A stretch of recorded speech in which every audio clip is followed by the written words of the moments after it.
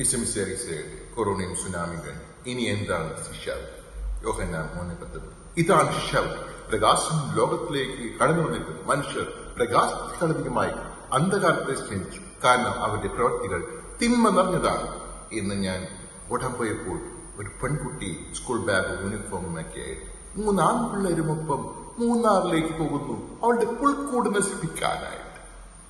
ലൂസിഫറിൽ ജനിക്കേണ്ട ഗർഭറയല്ല നമ്മുടെ ഗർഭറ, അത് ഈസ്റ്റർ ജനിക്കാനുള്ള ഗർഭറയാണ്. ഗർഭറ നിങ്ങൾ കല്ലറയാക്കരുത്.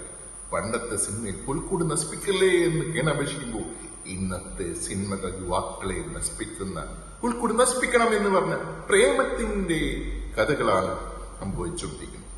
അതുകൊണ്ട് ഇന്ന് വിദ്യാർത്ഥികൾ, കല്യാണം കഴിക്കാത്ത വിദ്യാർത്ഥികൾ പുൽക്കൂട് എങ്ങനെ നശിപ്പിച്ച് കാണിക്കാമെന്ന് പുറകോട്ട് മുമ്പോട്ട് തിരിഞ്ഞ് കാണിക്കാമെന്ന് പറയുമ്പോൾ കല്യാണം